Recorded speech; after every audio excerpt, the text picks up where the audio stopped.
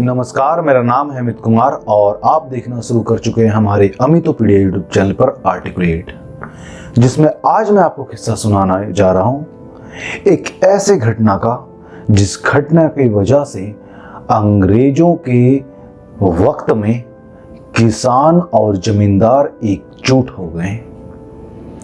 मुख्यतः इतिहास के बारे में अगर जरा सा भी आप जानकारी रखते हो या समाज के बारे में आप जानकारी रखते हो तो आपको पता होगा कि जमींदारों और किसानों के बीच में काफी गहरी दुश्मनी रही है।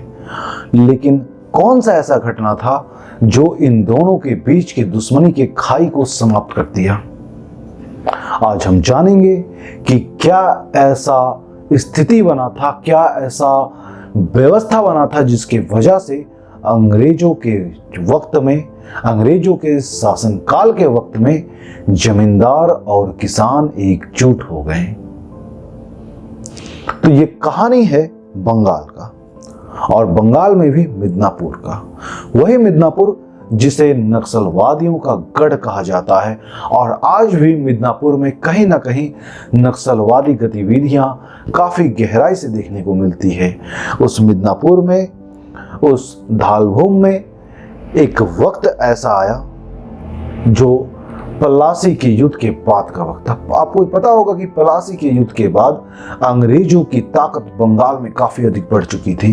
बंगाल के जमींदारों पर उनका हुकूमत अब आ चुका था। अब बंगाल के जमींदार अपने नवाबों के अधीन ना होकर के अंग्रेजों के अधीन हो गए, और ये अंग्रेज बहुत ही नीच हद तक जा सकते थे अपने फायदे के लिए। ये हर वो काम करने को तैयार रहते थे जिससे इनका फायदा हो, और यहाँ पर ये अंग्रेज बंगाल में काफी बेरुखी से, बेरहमी से कब्जा कर रखे थे।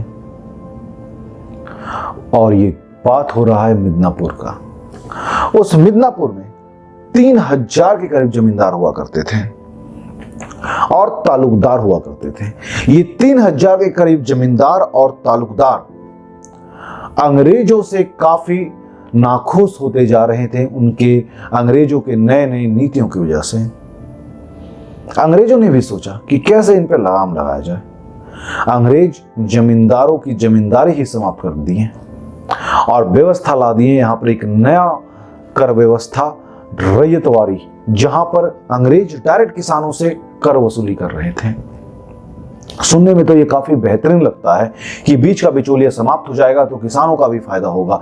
लेकिन विडंबना ये है कि अंग्रेज जब रैयतवाड़ी ऐसा व्यवस्था लेके आए तो उस वक्त किसानों से लिया जाने वाला कर बहुत अधिक हुआ करता था। आप यूं भी समझ सकते हो कि जमींदारी व्यवस्था में किसानों से अगर 25% कर लिया जा रहा है तो रैयतवाड़ी में सीधे 50% लिया जा रहा था। तो ऐसे में किसानों को क्या फायदा, ना ही जमींदारों का फायदा। फायदा तो केवल एक का, वो है अंग्रेज। अंततः ये जमींदार काफी खफा हो रखे थे अंग्रेज से और प्रयास कर रहे थे कि कोई एक ऐसा मौका मिले कि अंग्रेजों पर हम हावी हो जाएं। और इधर किसान, रैयत भी अंग्रेजों के खिलाफ हो चुके थे। और अंततः एक तरफ जमींदार और एक तरफ किसान, ये दोनों एकजुट हो गए, और दोनों एकजुट होकर के अंग्रेजों पर भारी पड़ना शुरू हुए, टूट पड़ना शुरू हुए। ये पूरा का पूरा आंदोलन धालभूम, मानभूम, रायपुर, मिदनापुर, ऐसे ऐसे कई बंगाल के प्रांतों में, सूबों में प्रारंभ हो चुका था। अंततः अंग्रेजों को यहाँ पर भारतीयों से एक लोहा लेना पड़ा। एक बराबरी का युद्ध चल रहा था। इस युद्ध में दामोदर सिंह, जगन्नाथ ढाल, ये कुछ ऐसे व्यक्ति हैं जिन्होंने इस युद्ध को काफी हद तक आगे ले गए, और इस युद्ध को अंजाम देने में, इस युद्ध के प्रारंभिक बिंदुओं में सबसे पहले नाम इन्हीं लोगों का शुमार होता है। अंततः ये कहीं समाप्त नहीं हुआ, ये आंदोलन निरंतर चलते ही रहा। ये था एक ऐसा आंदोलन जहां पर किसान और जमींदार एकजुट हुए अंग्रेजों के खिलाफ।